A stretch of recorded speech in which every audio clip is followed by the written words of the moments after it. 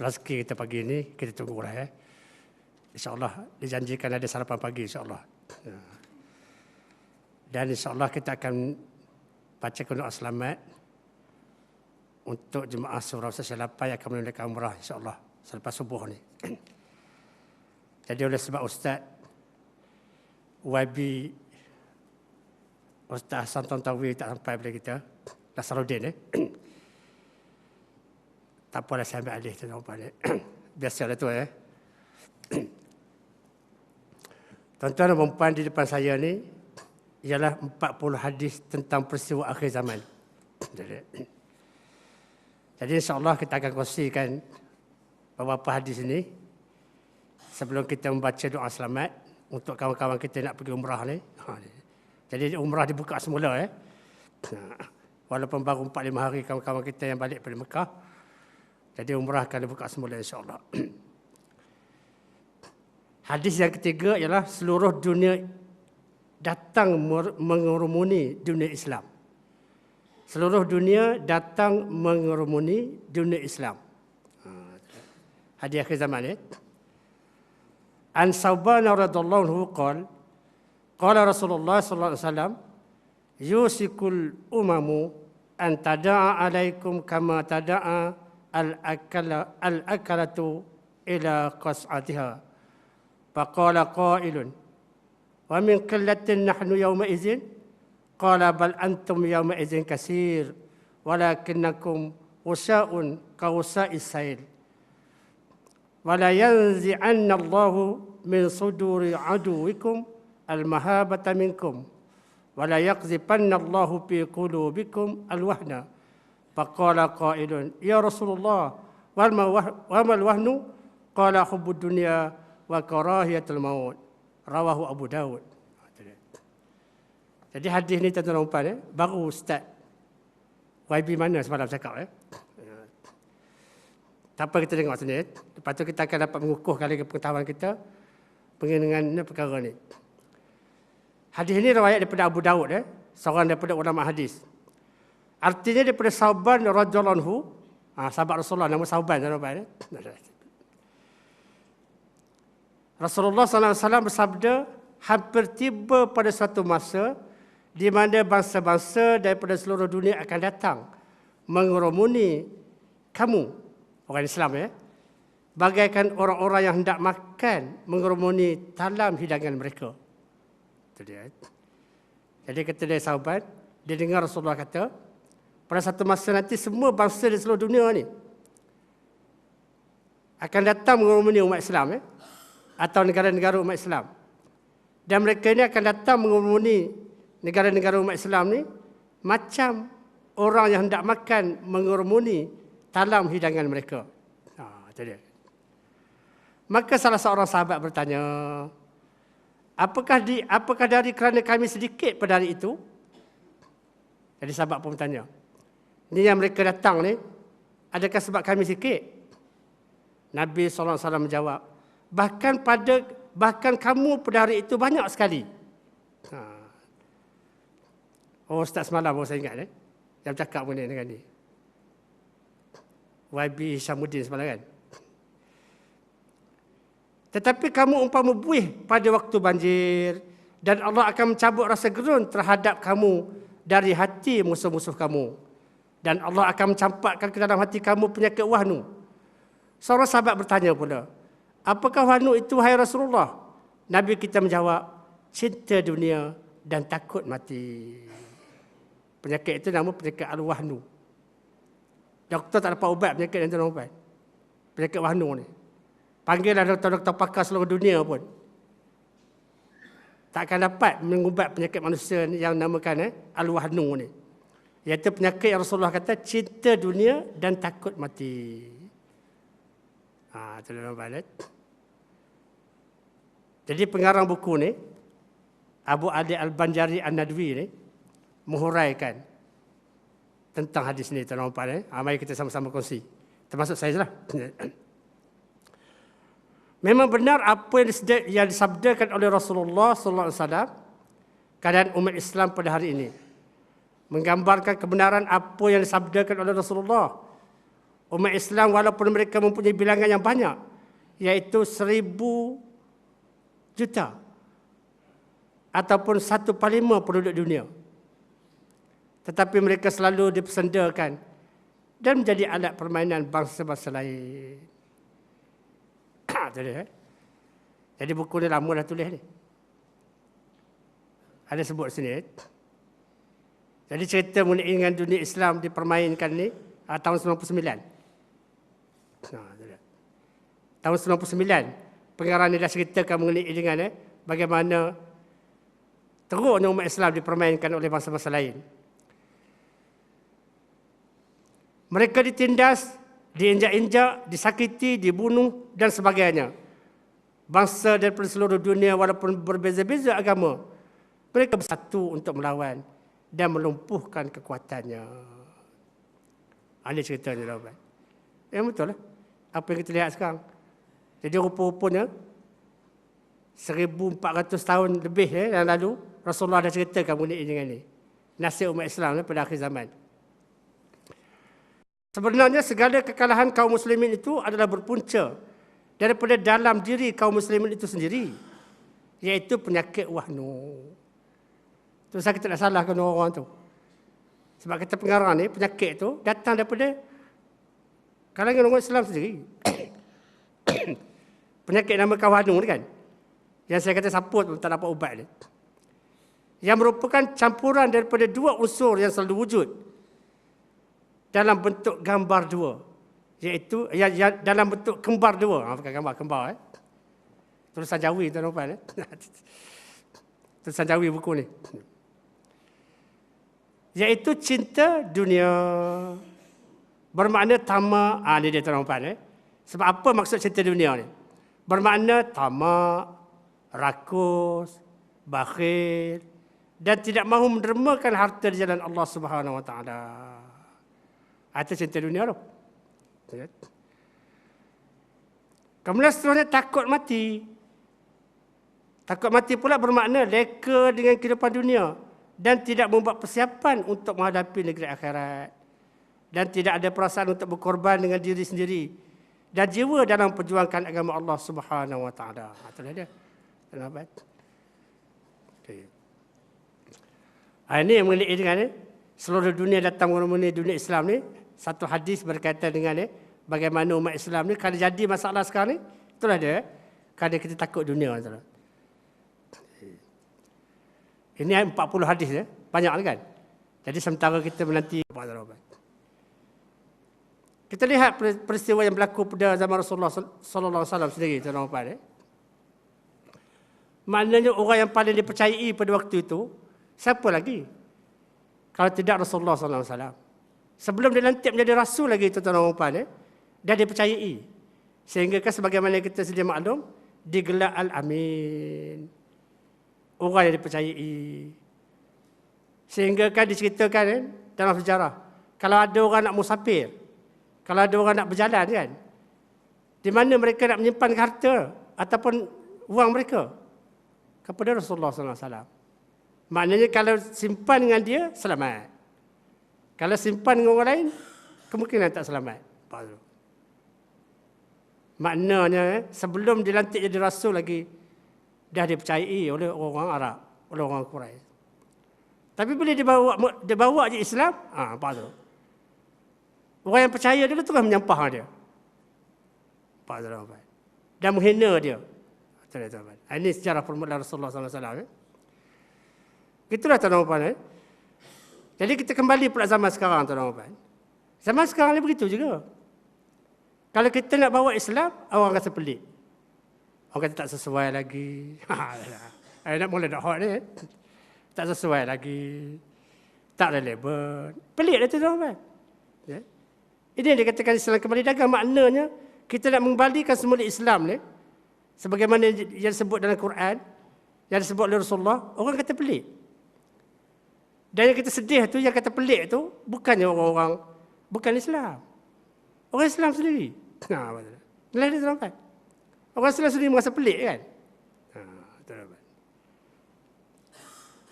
Apa kata pengarang ni? Islam mula itu tersebar di Mekah dengan keadaan yang sangat asing dan dagang. Sangat sedikit penganut-penganut dan pendukungnya kalau dibandingkan dengan penentangnya. Betul tu, di segi sejarah kan. Maknanya yang mengikut Rasulullah pada waktu itu ialah orang miskin, orang fakir, hamba-hamba. Orang kaya ada juga, tapi boleh dibilang dengan jari. Seperti Abu Bakar, radhiyallahu anhu. Tapi yang miskin adalah yang banyak sekali. Kemudian setelah itu Islam tersebar ke seluruh pelosok dunia sehingga dianuti oleh 2/3 penduduk dunia. Itu dia. Syukur kita kepada Allah SWT. Bila penduduk Madinah menyambut baginda Rasulullah, daripada situlah Islam kemudian berkembang di seluruh dunia. Kemudian Islam kembali asing dan dirasai ganjil dari pandangan dunia. Bahkan pandangan orang Islam sendiri. Bila Islam dah berkembang, akhirnya orang rasa pelik. Pelik tuan-tuan. Mereka rasa kita ni, orang Islam ni, pelik sungguh. Kalau mereka, misalnya orang bukan Islam kan, boleh makan apa saja. Boleh makan apa saja. Membujur lalu melintang patah. Yang mereka tak makannya, kalau ada udara, kapal terbang. Tak mampu dia makan. Kalau di bawah, ke tepi.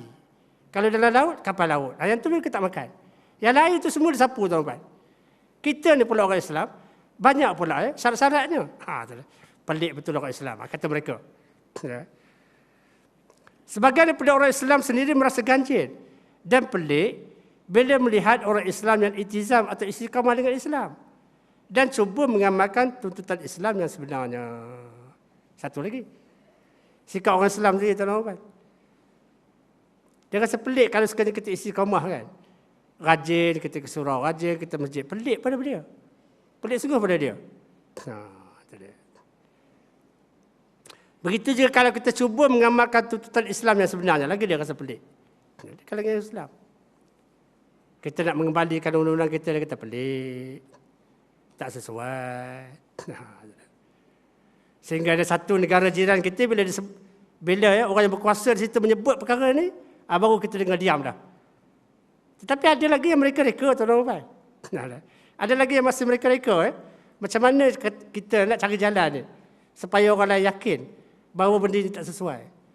Siang malam, pagi petang mereka reka, tuan-tuan, mencari alasan supaya benda ni jangan dilaksanakan. Tahu lah kita benda tu kan.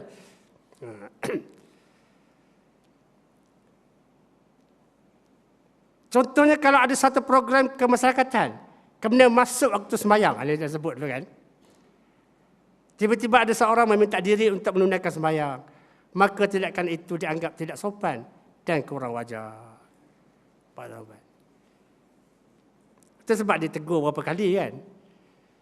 Bila bentang belanjawan, saya bukan di politik tuan-tuan. Bila bentang belanjawan, dia bentang lebih kurang pukul 3. Pukul 3 petang. Kadang-kadang jemaah pula. Ramai sibuk kadang-kadang kita nampak kan. Hebatnya dengan baju Melayunya, dengan songkok tingginya dan sebagainya. Hari jemaah ni. Sebab mereka lepas solat jemaah ni. Tetapi itu tuan-tuan, bila sampai waktu asar, tidak pula masalahnya orang yang mengetui majlis itu mengatakan, ahli parlimen semua, yang berhormat semua, kita rehat setengah jam. Sebab waktu asar dah masuk sekarang. Ya. Yang bukan Islam, tak apalah, boleh pergi minum-minum. Untuk kita yang berislam ni, kita rehat setengah jam untuk menunaikan solat asar. Menteri dan Jabatan Perdana Menteri yang berkaitan dengan agama ni akan mengimamkan solat kita.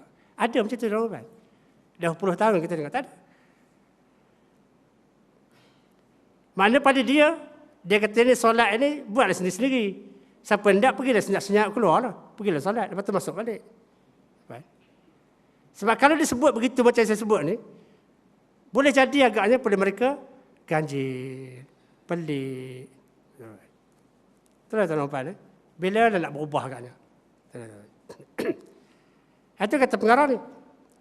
Kalau ada satu program kemasyarakatan, kemudian masuk waktu sembahyang, tiba-tiba ada seorang meminta diri untuk menunaikan sembahyang, maka tindakan itu dianggap tidak sopan dan kurang wajar.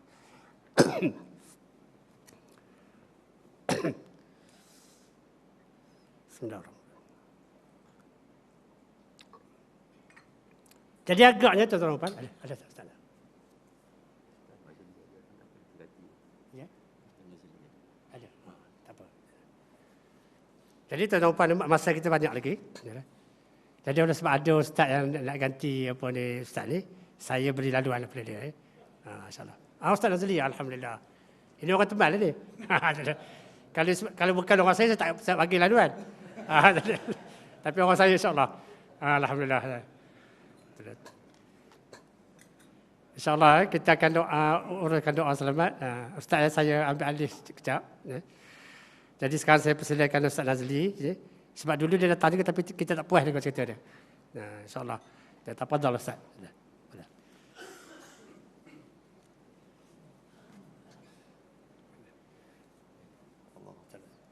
Jadi dia suruh membaca pula doa selamat balik tak pula. Tak tahu dah. Waalaikumsalam. أعوذ بالله من الشيطان الرجيم بسم الله الرحمن الرحيم السلام عليكم ورحمة الله وبركاته الحمد لله رب العالمين وبنستعين والعاقبة للمتقين ولا عدوان إلا على الظالمين والصلاة والسلام على أشرف الأنبياء والمرسلين وعلى آله وأصحابه ومن دعا بدعوته مستنى بسنته ومن جاهد بجهاده إلى يوم الدين قال رب اشرح لي صدري ويسر لي امري واحلل عقدة من لساني يفقهوا قولي سبحانك لا علم لنا الا ما علمتنا انك انت العليم الحكيم ولا حول ولا قوة الا بالله العلي العظيم اما بعد قال الله تعالى في كتاب العزيز ونعوذ بالله من الشيطان الرجيم ولو ترى اذ المجرمون ناكسوا رؤوسهم عند ربهم ربنا أبصرنا وسمعنا فارجعنا نعمل صالحا إنا موقنون Sadaqallahul Azim. Semati pengurusi dan sultan kuasa surau, tuan-tuan imam, tuan-tuan Bilal, seterusnya kepada sidang jemaah muslimin muslimat yang dirahmati Allah Subhanahu wa taala. Alhamdulillah, syukur kepada Allah Subhanahu wa taala pada pagi berbahagia ini kita dapat sama-sama untuk menunaikan solat subuh berjemaah dan kita meneruskan kuliah subuh pada pagi ini. Mudah-mudahan dengan kehadiran kita ini akan terus dapat menambahkan keimanan dan ketakwaan kita kepada Allah Subhanahu wa taala. Jadi saya supaya bidang terjunlah pagi ini. Ya, sebenarnya Ustaz Nasaruddin Tantawi oleh kerana dia berkeuzuran mungkin untuk hadir pada pagi ini, saya pun dapat telefon tadi minta untuk menggantikan. Insya-Allah saya pun ada dekat di sini tak jauh. Jadi dah orang nak bersalin saya datanglah, nanti susah pula kan. Dia bidan terjun. Dia bidan tu nak pasal orang nak bersalin lah. Jadi saya terpaksa datang untuk jadi bidan orang nak bersalin ni insya-Allah. Ayat yang saya bacakan tadi ialah ayat dalam surah Sajadah, yang mana surah Sajadah ini dibaca tiap-tiap pagi Jumaat. Disunatkan baca pagi Jumaat surah Sajadah ini kerana dalam surah Sajadah ini mengandungi ayat-ayat yang menceritakan tentang benda yang telah berlaku, benda yang sedang berlaku dan juga perkara-perkara yang akan berlaku. Dibaca pagi Jumaat. Sebab kita yang penting mengingatkan benda-benda yang akan berlaku. Seperti ayat yang saya baca tadi, bagaimana Allah menyatakan benda ini akan berlaku. Dan kita mesti ingat bahawa bila kita baca ayat ini, adakah aku termasuk dalam golongan yang akan berlaku ini? Ini yang kita kena memikirkan nasib kita di masa yang akan datang. Itu yang orang kata kita kena bijaksana di akhirat sana, bukannya bijak sini di dunia. Kerana hari ini orang banyak bijak di sini je, memikirkan nasib kita di sini. Jarang kita nak memikirkan nasib kita di akhirat. Kita kalau jumpa kawan tanya tentang sini je lah. Apa khabar Yop? Baik katanya. Projek macam mana? Itu lu tanya itu je lah. Tak tanya apa kita nak buat, apa persiapan kita untuk menghadapi mati di akhirat nak bertemu Allah Ta'ala tu. Tak ada pun kita nak memikirkan perkara-perkara sedemikian. Yang kita fikirkan nasib kita dalam dunia. Itu yang banyak kita fikir hari ini. Tetapi ayat ini menceritakan benda yang akan berlaku.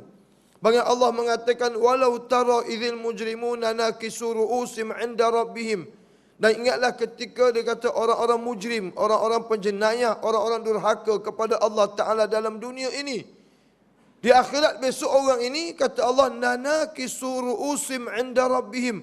Mereka akan menundukkan kepala mereka di hadapan Allah Subhanahu Wa Ta'ala. Macam mana kita hari ini melakukan silap, salah pada orang, kita akan minta maaf, nundukkan kepala. Kan? Minta maaf yuk, nunduk kepala kan. Maaf lah ya, atau nunduk kepala. Begitulah ibarat manusia ni, Allah kata, nanakisu ru'usim inda rabbihim. Mereka menundukkan kepala di hadapan Allah Ta'ala di akhirat kelak. Bayangkan berapa trilion orang tu besok tu, daripada umat Nabi Adam AS sampai umat Nabi Muhammad, sampai hari kiamat tu. Bayangkan berapa ramai orang yang mujrim, orang yang durhaka kepada Allah, akan menundukkan kepala depan Allah, minta maaf kepada Allah pada ketika itu.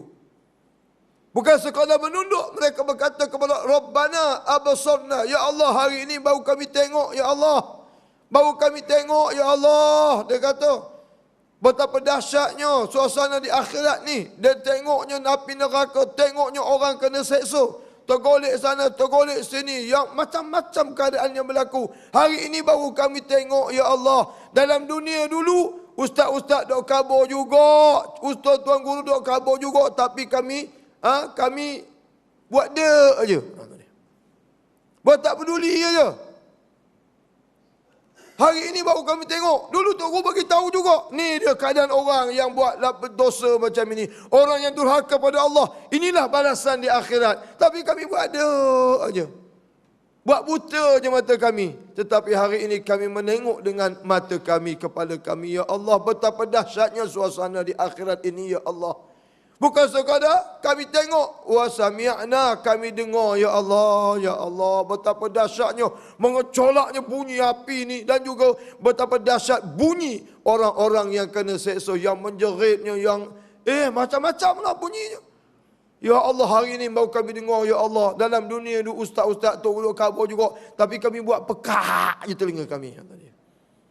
Buat tak dengar je. Tetapi hari ini kami dengar sendiri, ya Allah, betapa dahsyatnya bunyi orang yang diseksa di dalam api neraka. Tapi dalam dunia hari ini, malangnya kita, Allah tak bagi kita dengar. Ni orang-orang yang tengah diseksa di kubur ni, menjerit tu. Menjerit. Tetapi kita tak dengar. Yang boleh mendengar jeritan orang-orang yang dalam kubur ni adalah binatang. Tapi kita pelik juga. Kalau tengok tanah kubur tu, dia boleh dengar orang menjerit tu. Manusia tak boleh dengar. Yang boleh dengarnya binatang. Itu sebab binatang kadang-kadang kita tengok, binatang di rumah kita tengok ngelupur. Tahu ngelupur tahu? Tiba-tiba lari. Tiba-tiba ngap pasal dia terdengar jeritan orang di dalam kubur. Cuba bayangkan kalau kita dengar, tuan-tuan. Tak tidur kita buat. Menjerit dalam kubur tu. Tetapi Allah tak bagi kita dengar. Yang dengar hanya binatang. Itu sebab binatang kadang-kadang dia tiba-tiba terkejut lari. Terkejut dia. Pasal dia terdengar jeritan orang yang sedang diseksa di dalam kubur. Kita tak dengar. Baru dengar. Kita tak bagi tahu dalam dunia ni. Tapi itulah sebab. Degil tau degil. Perok kata bioi orang itu. Bioi. Tak mau dengar. Itu sebab dia sampai di akhirat besok, barulah kami dengar wa sami'na. Oh, udah tengok, udah dengar, barulah minta kepada Allah, farji'na na'mal salihan inna muqinun. Ya Allah, balikkanlah kami ke dunia, ya Allah. Kami nak beramal salih, ya Allah. Baliklah kami ke dunia. Sebab apa? Inna muqinun. Sebab hari ini barulah kami beriman, barulah kami yakin, ya Allah. Inilah krisis keyakinan. Hari ini tak nak yakin. Orang tak nak yakin dengan ayat-ayat Allah hari ini. Orang tidak yakin dengan hadis-hadis Nabi SAW. Orang tidak yakin dengan janji Allah. Orang tidak yakin dengan azab Allah Ta'ala. Orang tak nak yakin. Inilah masalah krisis keyakinan. Pasal apa dia durhaka? Tak yakin dengan ayat Allah. Pasal apa dia melanggar hukum Allah? Sebab dia tak yakin dengan ayat-ayat Allah Subhanahu Wa Ta'ala. Ni dia masalah krisis keyakinan. Di akhirat barulah dah tengok, barulah minta kepada Allah, nak kembali ke dunia, nak beramal soleh. Sebab hari ini baru kami yakin, ya Allah. Barulah nak minta beramal soleh. Ada peluang lagi ke? Inilah masa peluang yang terbaik bagi kita ni. Nak beramal soleh, nak taat pada Allah. Masa esok, tak ada dah, tak ada peluang dah. Oh, baru nak minta balik, ya Allah, kembalilah balik kami ke dunia, ya Allah. Kalau aku jadi cikgu, ya Allah, kembalilah balik aku ke dunia. Aku nak jadi cikgu yang beriman dan bertakwa padamu, ya Allah. Kalau aku sebagai doktor dulu, kembalilah aku dunia, aku nak jadi doktor yang beriman dan bertakwa padamu, ya Allah. Kalau aku sebagai engineer, aku ni sebagai arkitek ke, aku ni sebagai wakil rakyat ke, sebagai menteri besar ke, sebagai menteri ke, sebagai ketua agung ke, sultan, kembalilah balik, ya Allah. Polis ke aku ni, SB ke aku ni, askar ke aku ni, FRU ke aku ni, kembali, ya Allah, aku nak beramal soleh kepadamu, ya Allah. Pada ketika itu baru nak beramal soleh, barulah aku beriman, ya Allah. Ada peluang lagi tak? Ada, Allah bagi peluang sebenarnya. Bila tengoknya orang begitu, merintih kepada Allah, merayu kepada Allah Ta'ala, Allah pun nak uji sebenarnya. Dalam tafsir dia kata Allah nak uji. Betul ke demo ni hisab ni? Nak ikut cakap aku, kata Allah. Maka Allah perintah mereka untuk masuk neraka. Udkhulun nar, kata Allah. Masuk kamu semua dalam neraka. Tadi kan dah minta menunduk kepala, minta maaf ke Allah. Tadi kan dah berjanji, ya Allah, aku nak beramal soleh, ya Allah. Jadi Allah ni nak uji. Betul ke demo ni insaf? Betul ke demo nak ikut cakap aku, kata Allah. Udkhulun nar, kata Allah. Allah nak uji je. Masuk kamu semua dalam neraka, kata Allah. Bila Allah kata begitu, udah cakap pinggang belaka. Kami bukan nak masuk neraka, katanya. Kami nak pergi dunia, katanya. Itulah dia. Tak sampai seminit Allah kata nak insaf. Udah lawan cakap Allah balik, nampak tak? Ini celaka tak celakanya orang celaka ni, hanya dia. Cakap pinggang pula. Allah suruh tu. Allah, dia kata nak ikut cakap Allah. Allah suruh sekejap aja. Seminit dia kata dia nak isap dan sedar. Masuk neraka, kata Allah. Allah perintah masuk neraka. Dia dah cakap pinggang. Mana boleh. Kami bukan nak masuk neraka, katanya. Kami nak balik ke dunia, katanya.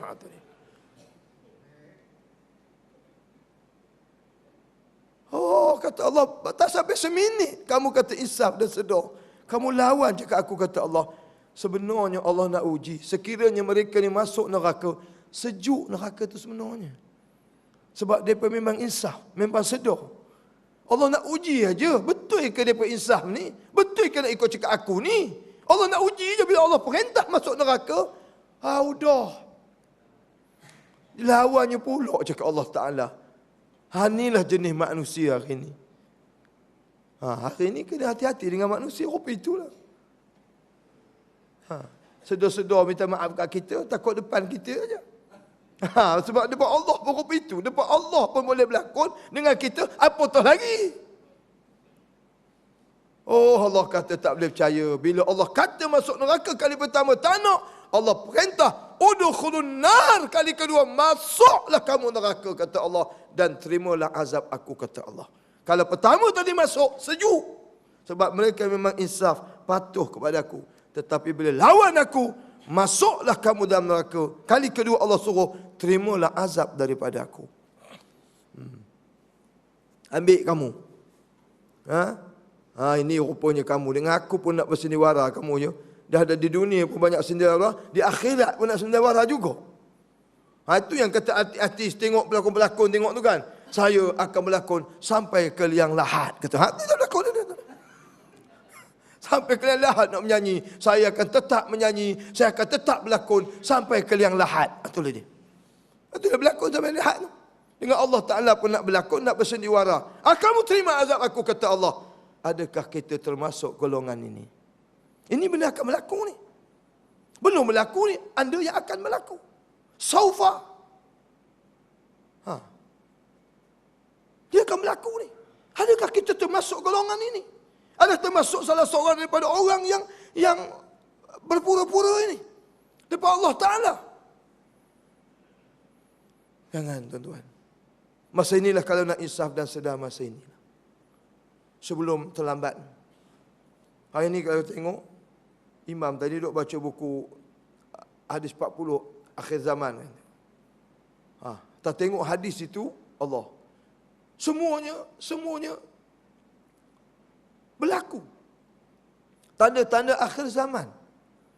Kita dah baca tu semua berlaku dan malangnya benda-benda itu berlaku bukan negara luar. Negara kita ni berlaku. Apa yang dikabarkan oleh hadis-hadis Nabi yang telah Nabi kabur ke kita 1400 tahun yang lalu. Tapi Nabi menceritakan dalam hadis itu betapa dahsyatnya perkara itu sehingga Nabi kata, aku berdoa supaya janganlah benda itu, Nabi kata kepada sahabat itu, janganlah benda itu berlaku pada zaman kamu, kata Nabi. Dia doa pada Nabi membacakan atau mengeluarkan hadis, bersabda hadis itu, Nabi kata aku berdoa supaya janganlah waktu itu ada pada waktu kamu ni, pada sahabat. Kerana dia kata pada ketika itu terlalu dahsyat perkara itu akan berlaku. Dan tengok benda-benda itu berlaku, malangnya berlaku dalam negara kita hari ini. Tuan-tuan tengok negara luar, kita tengok negara kita sendiri. Keadaan yang berlaku ini menunjukkan bahawa benda ini adalah benda sedang menuju kepada akhir zaman. Maknanya benda akan sudah hampir untuk berlakunya hari kiamat. Kalau kita tengok cerita Isra' dan Mi'raj itu, Isra' dan Mi'raj itu kita tengok bagaimana yang Nabi nampak orang tua dah bongkok Dah bongkok tuan-tuan. Itu masa Nabi dulu. Ini 1400 tahun. Berapa lipat bongkok ni kamu ni? Entah berjalan tak berjalan orang tua tu. Itu Nabi dulu 1400 tahun dulu dia tengok dah bongkok. Inilah umur dunia. Bayangkan sudah sekarang ni. Rupa orang tua tu macam mana kamu dah tak boleh berjalan kamu. Kerana umur dunia sudah terlalu hampir. Persoalannya sekarang ini, aku ni macam mana? Sudahkah aku bersiap sekiranya berlaku kiamat? Itu sebab dalam hadis dalam Riyadhus Salihin, kata silap saya, bagaimana apabila terbunuhnya sahabat-sahabat ini, apapun berlakunya malapetaka, berlakunya macam berlakunya ribut Haiyan di Filipina. Bayangkan 350 km sejam, bayangkan. Macam Formula 1, lebih Formula 1 pun lajunya. Formula 1 ni kalau kita pergi tengok, sakit tengkuk lah. Kita sakit tengkuk balik tengok. Laju pun benar. Begitulah keadaan Haiyan, begitu laju keadaannya. Tetapi Nabi kata, yang penting hari ini berlakunya musibah, berlakunya bala kepada kita, ramainya mati. Pada kematian kita itu, akidah kita itu bagaimana? Persiapan kita itu bagaimana? Tak penting kita berlakunya musibah, malapetaka, bencana, mati ramai-ramai macam Haiyan, macam tsunami dulu, ramainya mati, tak apa. Tetapi masa kematian kita itu, akidah kita itu bagaimana? Kalau akidah kita salimah, sahihah, selamatlah kita. Itu yang sebab kita disuruh supaya sentiasa berada dalam keadaan taat kepada Allah. Sebab bila berlakunya kematian itu, kita taat kepada Allah. Itu sebabnya kata, wala tamutunna illa wa antum muslimun. Jangan kamu mati kecuali mati dalam keadaan muslim. Itu. Mati itu dalam keadaan muslim. Mati akidahnya, akidah yang salimah, yang sahihah. Itu yang kita nak. Tak kira betul bila pun kita berlaku. Jadilah ini keyakinan. Apa yang berlaku hari ini, maksiat yang berlaku, kemukaran yang berlaku, sebab krisis keyakinan, mereka tidak yakin. Inilah kerja kita, nak meyakinkan manusia. Bukan satu benda yang senang untuk meyakinkan manusia. Macam kita kerja lah, kita buat MLM ni kan, nak meyakinkan orang tentang produk kita. Ni kita nak meyakinkan Islam ini adil, Islam ni indah, Islam ni cantik, begitu, begini, nak melakukan produk kita. Macam orang nak menyokong Islam. Hari ini seolah-olah kita ni pendakwah tak dan nak menarik orang Cina, orang bukan Islam kepada Islam. Sebab kerja kita hari ini, banyaknya ustaz-ustaz hari ini nak mengislamkan orang Islam itu sendiri. Tak dan nak mencarakan demo di luar ni, nak bisik ni nak mengislamkan, nak betulkan akidah orang-orang Islam tu. Banyak kerja lagi sebenarnya. Orang Islam tu sendiri itulah tersasar daripada akidah itu sebenarnya. Ini kerja yang prioriti yang awliya yang dibuat oleh ulama-ulama hari ini. Sehingga tak dan kita nak mengajar orang ini, sebab masyarakat kita hari ini banyak yang telah tersasar daripada ajaran Islam yang sebenar. Seolah-olahnya begitulah. Bukan kita nak mengabaikan, seolah-olah begitu. Tak dan kita nak mengajak. Tetapi dalam zaman Nabi dulu, tak payah nak khabar pun. Nengok Nabi tu dah masuk Islam. Tengok akhlak Nabi tu. Hari ni ada dah orang masuk Islam, menengok akhlak orang Islam. Ada. Pasal apa you masuk Islam? Saya tengok you banyak baik lah. Tak ada. Kita kawan-kawan kita usah nak ngajak orang Cina, orang India, orang Kristian ni. Kadang-kadang nak ngajak orang asli pun payah. Ni pendakwah asli kita ni, kerja kita Islam asli ni. Nak cerita apa orang asli? Oh cerita kau asli, oh kita kena masuk Islam, Islam baik, Islam tak boleh mencuri, Islam tak boleh mukul orang, tak boleh berkelahi, Islam bersaudara, Islam baik. Ni, cakap kau orang asli. Orang asli ni orang main bantai kita balik. Baik apa? Semalamnya orang Melayu curi petai depan rumah aku je curi petai katanya. Kita kata baik, tak boleh mencuri. Dia kata semalamnya depan rumah aku je kata petai tu curinya katanya. Macam mana kita nak menceritakan kebaikan keindahan Islam itu? Kerana hari ini orang Islam lebih teruk lagi.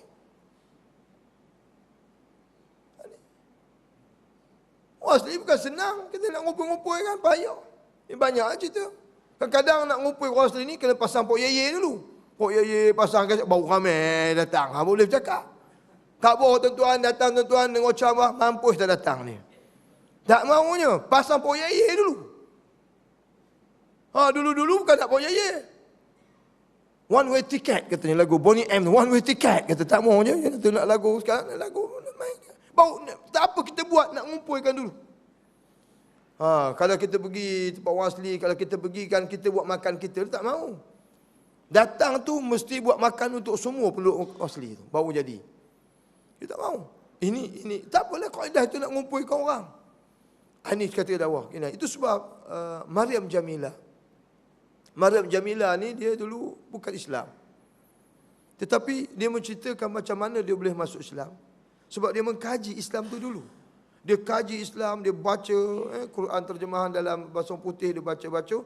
Dia pun dah nampak keindahan Islam tu, dia masuk Islam. Tapi bila dia masuk Islam, dia pergi negara umat Islam, Allah.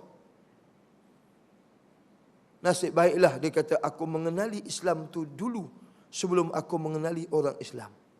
Nampak? Maryam Jamilah. Nasib baik aku mengenali Islam itu dulu sebelum aku mengenali orang-orang Islam. Kalau aku kenal orang Islam, tobat aku tak masuk Islam katanya. Tetapi aku mengenali Islam itu dulu, keindahan Islam itu, kecantikan, keadilan Islam itu menyebabkan aku masuk Islam. Barulah aku kenal orang Islam. Inilah. Jadi ini peranan kita hari ini terlalu besar. Makin lama semakin besar dugaan dan cabaran yang perlu kita hadapi menghadapi masyarakat yang ada yang hari ini mereka tidak yakin dengan ayat Allah Ta'ala.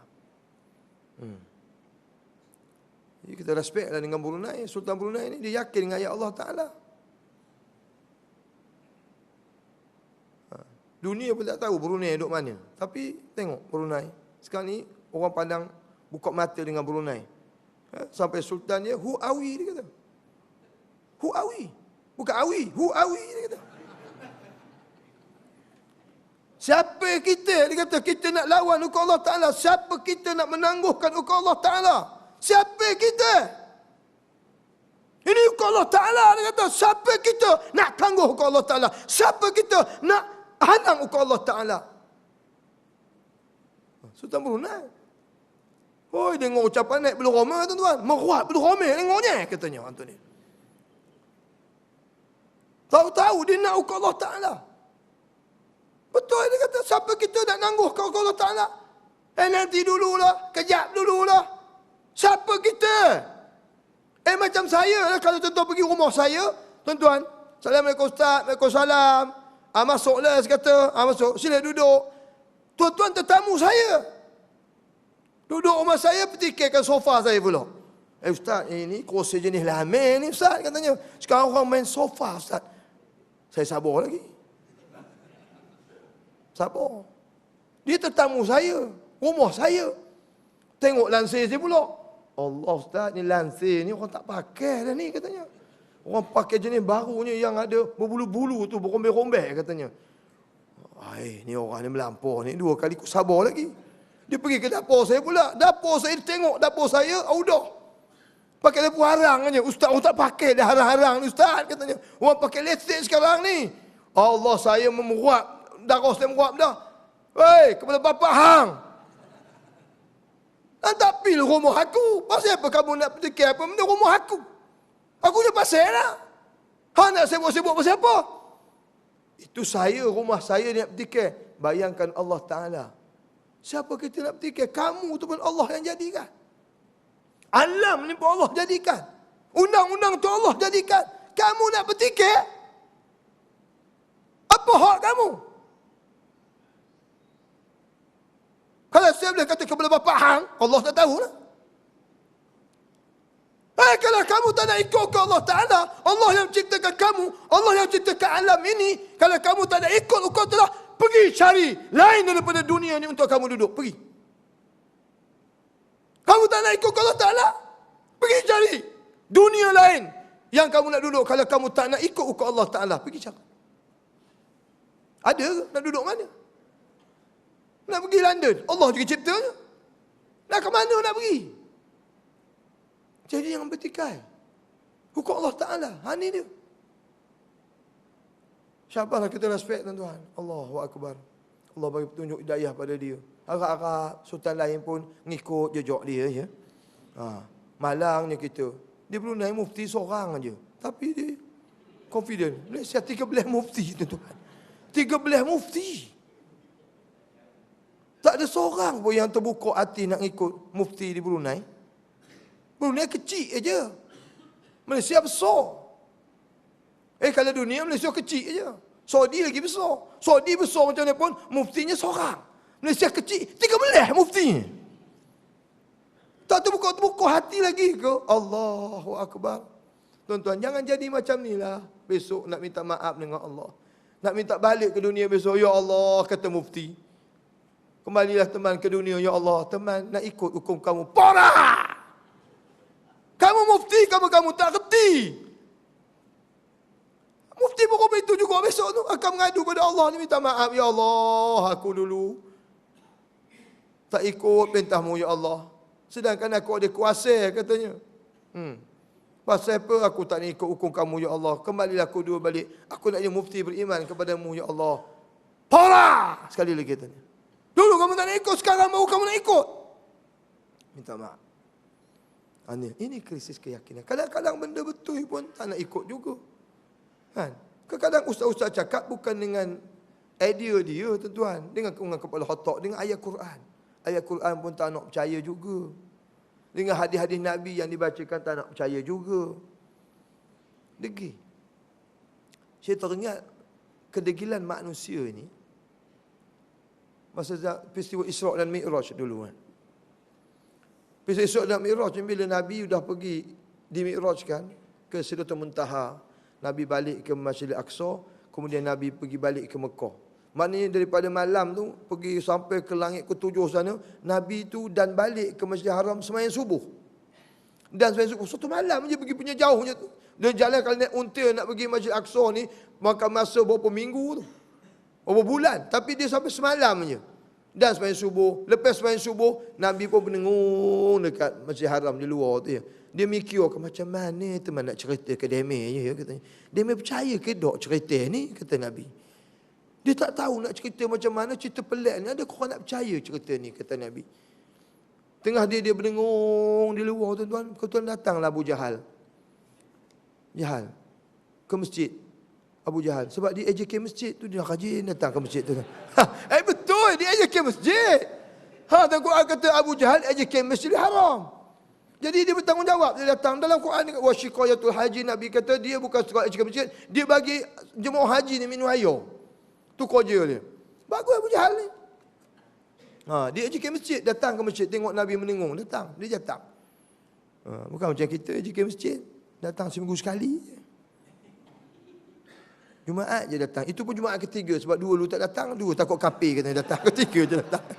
Takut kapir katanya kan. Datang yang ketiga tu. Besok tinggal pula. Yang ketiga datang pula. Takut jadi kapir katanya. Tapi Abu Jahal hari datang masjid.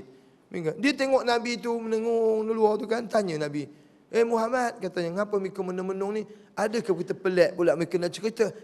Ada, kata Muhammad, ceritanya pula. Tu dia. Ditanya Muhammad, tengok Nabi menung, mikir. Dia mikir, macam mana nak cerita Isra' Mi'raj? Orang nak percaya ke tidak, katanya. Jadi Abu Jahal tanya lah, Muhammad, ngapa mereka menung-menung tu, katanya. Adakah kita pelik pula mereka nak cerita? Kata Abu Jahal. Ada, kata Nabi Muhammad. Kebetulan pula, apa dia, katanya. Tu nak dengar ke? Kata Muhammad. Silakanlah, kata. Nabi Muhammad cerita lah. Malam tadi aku diisrakan daripada sini ke Masjid Aqsa sampai ke Masjid Muntaha. Ngekik lah gelaknya. Abu Jahal kek gelak, pelik benar cerita kamu Muhammad, katanya. Pelik benar, katanya. Tapi bagusnya Abu Jahal ni, walaupun dia tak percaya ajaran Nabi Muhammad, walaupun tak percaya cerita Isra' dan Mi'raj ni, dia offer Muhammad. Muhammad, nak mereka teman panggil orang dengar cerita mereka ni, kata. Tu bagus ni dia, nampak tu tak? Walaupun dia tak percaya cerita Nabi Muhammad ni, walau tak yakin dengan ajaran Nabi Muhammad, tapi dia offer nak panggil orang dengar. Nampak? Nak mereka teman panggil orang dengar cerita mereka ni, katanya. Silakanlah, Muhammad kata. Abu Jahal pergilah, telefon Hakim. Halo Hakim, solat masjid ke? Katanya. Saya nak khabarkan, katanya, ni sekarang pukul 10 pagi ada ceramah Isra' Mi'raj oleh Ustaz Muhammad Abdullah di Masjidil Haram. Minta yang siapa berdekatan datang ramai-ramai. Terima kasih Hakim, telefon Hakim, buatnya poster sebagainya. Tu dia, Abu Jahal. Walaupun dia tak percaya ajaran Muhammad, walau tak yakin cerita tu, tapi dia panggil orang datang. Bukan kita orang Melayu teruk. Orang Melayu sekarang udah tengok poster pula Ustaz Nur Azli, udah ni. Sampai kat pokok tengok orang tak ada, ambil koyok, pijak pula lagi tu. Allah. Lebih teruk daripada Abu Jahal lagi. Kempen ke orang pula, nak ke mana? Kita tengok ceramah Ustaz Nur Azli. Jangan. Dia politik aja, katanya. Ngatih korang aja, jangan pergi. Hang tak nak, hang punya pasal lah. Abu Jahal dia tak percaya panggil orang. Lebih teruk daripada Abu Jahal orang sekarang ni. Tulis dekat whiteboard, tuliskan ceramah, katanya. Dia saja lambat semayang. Balik orang kau udah diubahnya tarikh. Dah orang tak ada, ustaz datang orang tak ada, pasal tarikh sudah berubah. Jahatnya orang ni, lebih teruk daripada Jahal lagi perangai hari ni. Kenapa dah? Saya ada pergi satu tempat, saya pergi Sungai Siput, tersilap saya pergi. Pergi tuan-tuan, orang udah tak ada. Sebab katanya program tu tak jadi. Lepas tu pula, mic tak berbunyi. Apa hal ustaz tadi tengok elok. Dipotong ni wayar di bawah tu punya jahat tak jahat tu bayang. Abu Jahal minta buat kopi ni, saya kata memang teruk. Kalau Abu Jahal hidup hari ni, turun pangkat Melayu tu pangkat lebih besar daripada Abu Jahal lagi ni punya teruk. Perangai orang Melayu. Hang tak nak punya pasal lah. Abu Jahal dia tak percaya, tapi dia gentleman panggil orang datang dengar cerita Nabi Muhammad. Tak apa, saya pendek cerita. Dia ceritalah Nabi Muhammad cerita. Betul lah tuan-tuan, ramai orang murtad. Ramai orang murtad tak percaya cerita Nabi Muhammad ni, murtad. Tapi ada seorang tuan-tuan tanya Nabi Muhammad. Sebab Nabi Muhammad kata dia sampai ke Masjid Aqsa. Dia tanya, "Hai Muhammad," kata dia, "betul kami ke sampai Masjid Aqsa malam tadi?" Sebab dia ni selalu berulang ke sana. Perjalanannya 3 bulan tuan-tuan, 2 bulan naik unta. Nabi Muhammad pergi malam tadi. Cerita. Muhammad, betul kami ke sampai malam tadi? Betul, kata Muhammad. Kalau mereka betul sampai, cerita kat teman. Macam mana bentuk Masjid Aqsa ni? Bentuknya macam mana? Kubah macam mana? Kapet mana? Lansir macam mana? Membar macam mana? Kita khabar. Kalau mereka betul sampai. Sebab orang tanya tu, dia pernah sampai. Muhammad, garuk kepala. Aku pergi Masjid Aqsa ni semayang 2 rakaat je. Bukan dan aku nak tengok kapet apa semua, bukan perasan. Kalau tanya siok masjid pun dia bukan tahu. Tanya siok. Pakcik berapa lama siok sini? 50 tahun dah. Tiang masjid berapa? Mampus dia tak tahu, bukan kerja dia. Dia kerja nyuci-nyuci sejadah aja. Nabi Muhammad sembahyang 2 rakaat aja. Ini 50 tahun masjid semua tanya siok mampus dia tak tahu punya. Nabi Muhammad dia tanya je pula. Dia sembahyang 2 rakaat aja, makan dan nak tengok-tengok apa benda.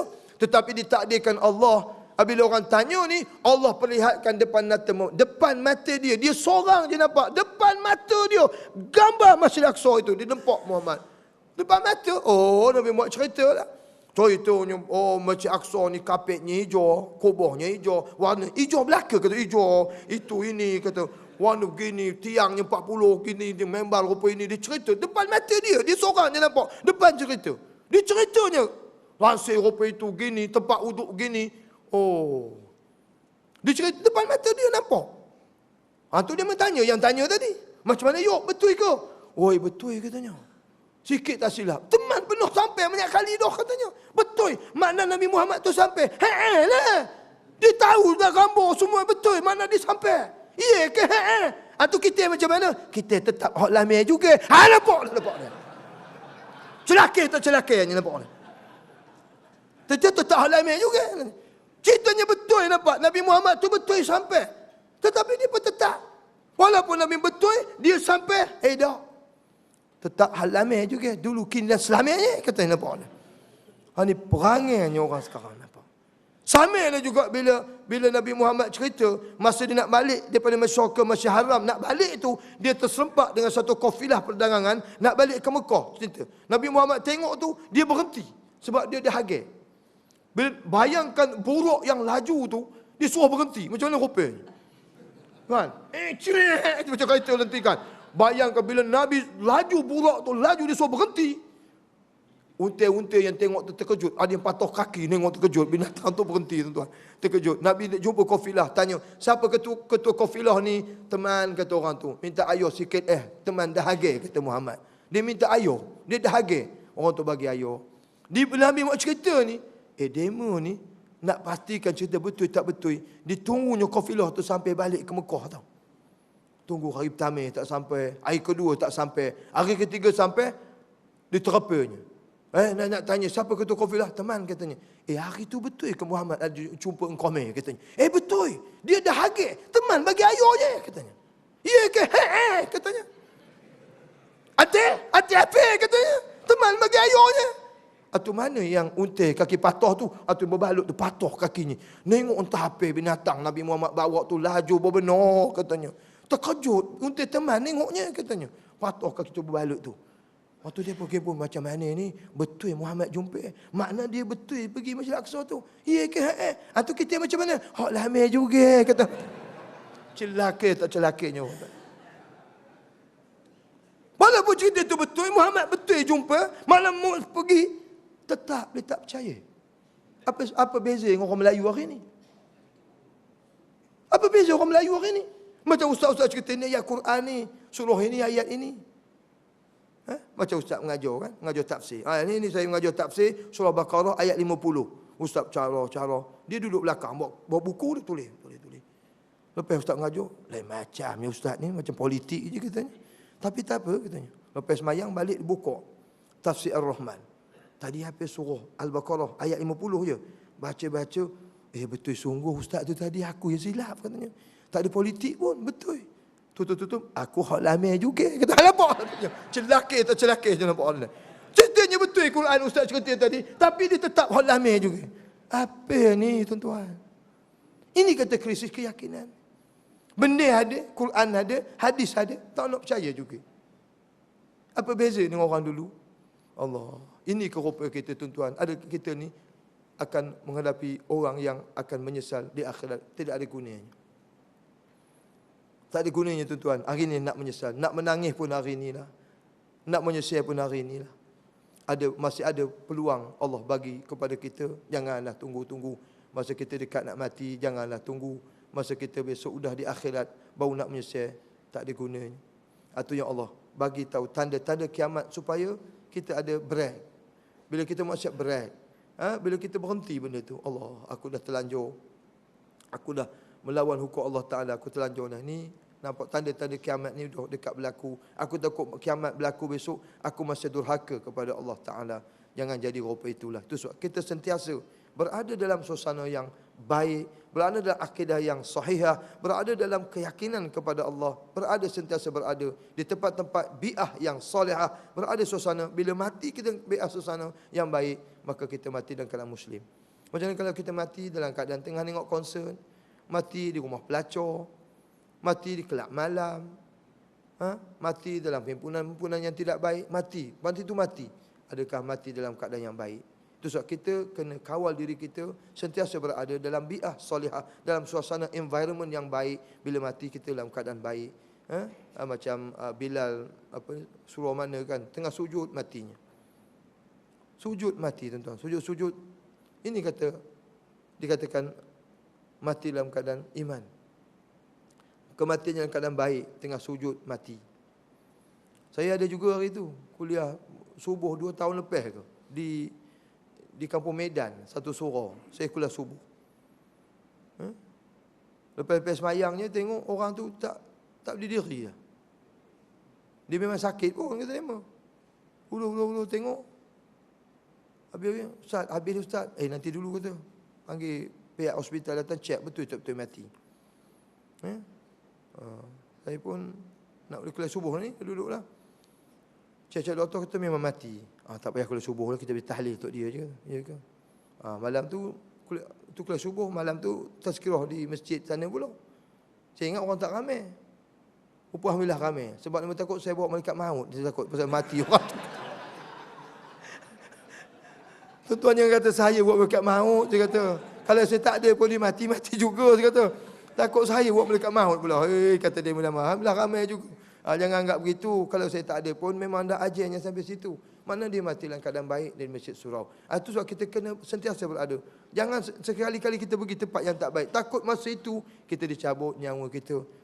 Apa jadi kepada kita tuan-tuan. Ya? Jadi kita persiapkanlah diri kita ini untuk berhadapan dengan Allah Ta'ala. Yang kita minta kata-kata yang cantik. Mutiara kata yang daripada ulama' kita mengatakan bahawa kita, dia kata macam kita berjalan kaki di tengah hutan. Tak pakai kasut. Ya, bila kita dah jauh hutan tak kasut, jadi kaki kita dah jadi kematu.